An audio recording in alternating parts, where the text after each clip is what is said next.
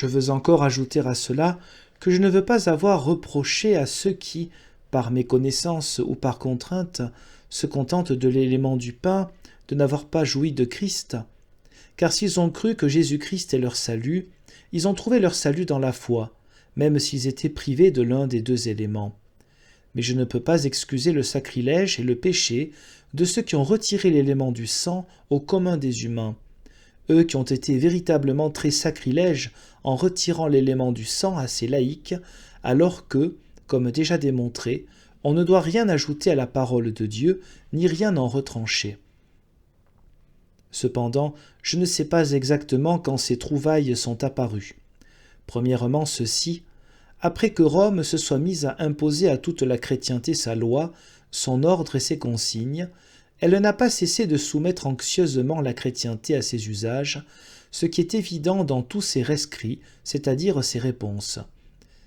Donc ici aussi, après qu'elle a imposé l'usage de ne donner à consommer au commun des humains qu'un seul élément, elle a aussi introduit cet usage, en fait ce mésusage, dans les autres nations, afin de vaincre et dominer partout, même dans les choses qu'elle a initiées contre la parole de Dieu, soit par méconnaissance, soit par méchanceté.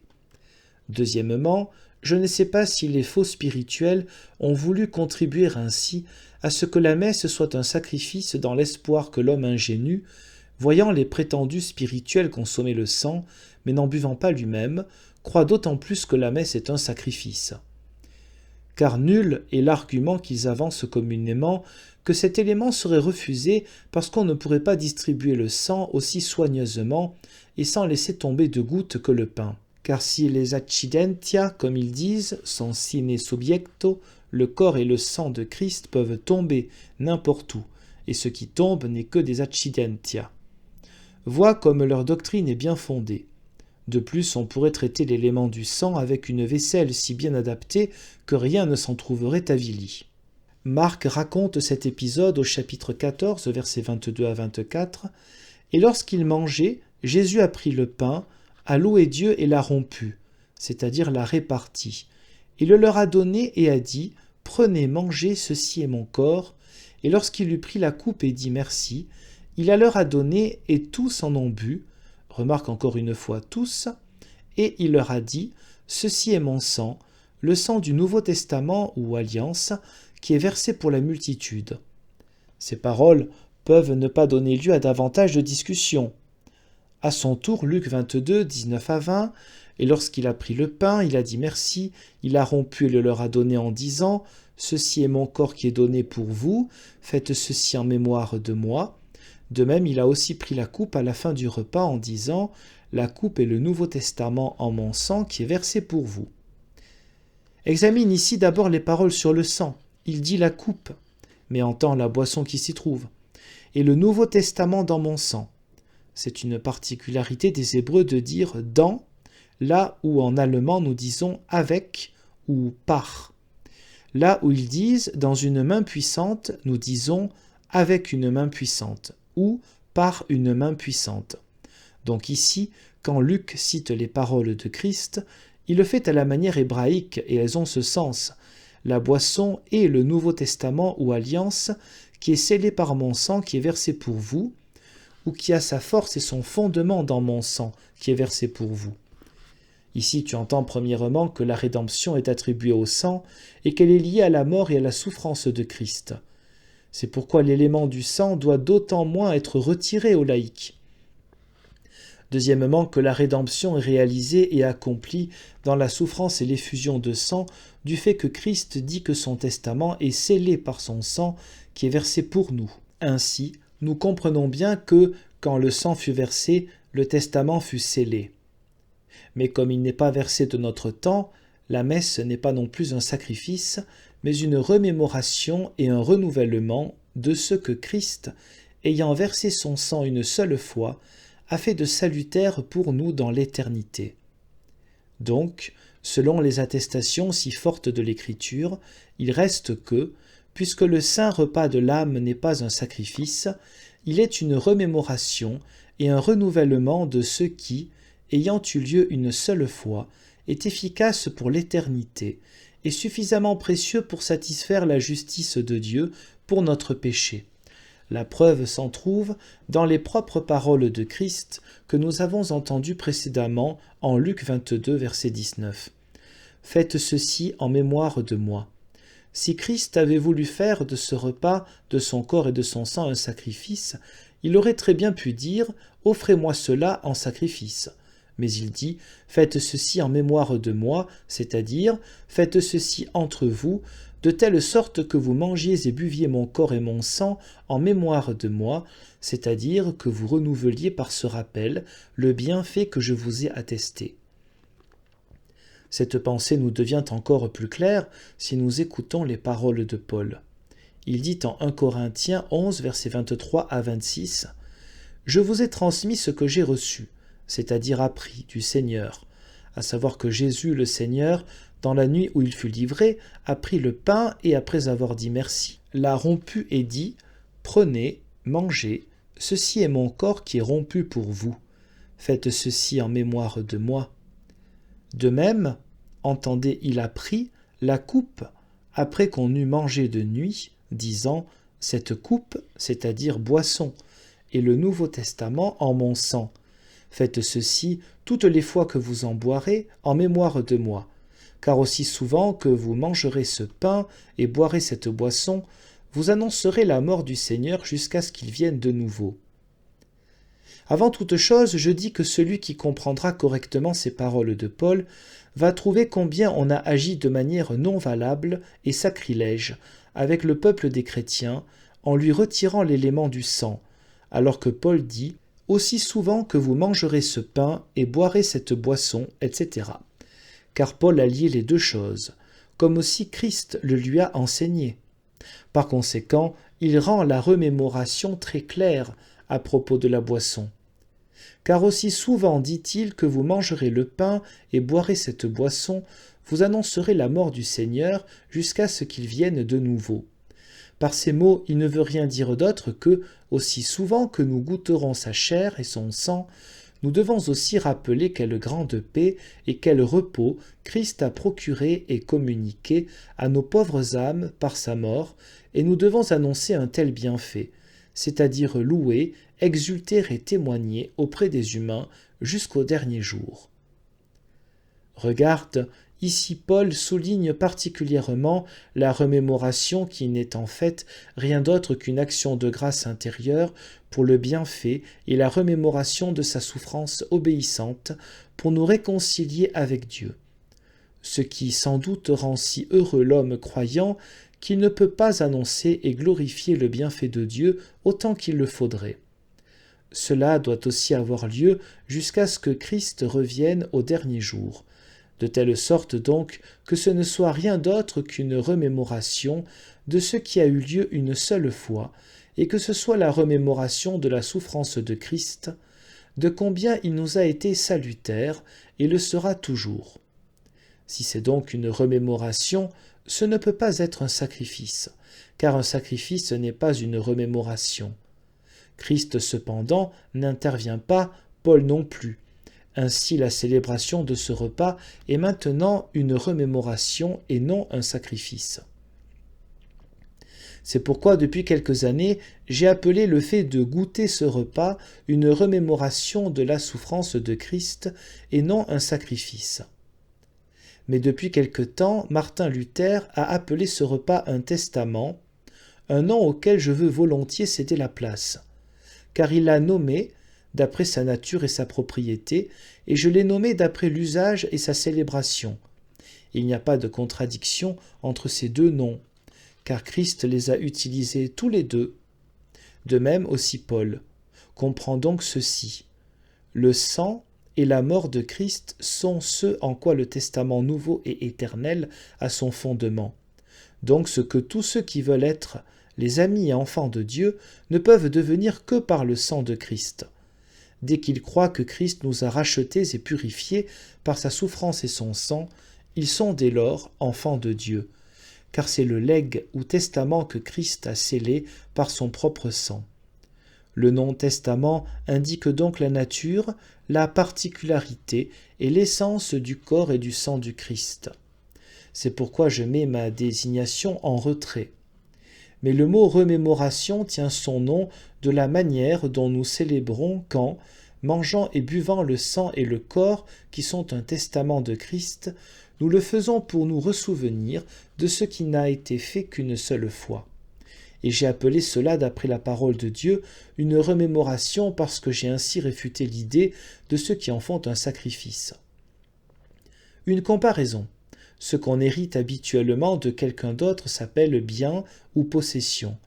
Mais pour que quelqu'un puisse l'hériter, cela doit être garanti et prescrit par un testament ou un legs.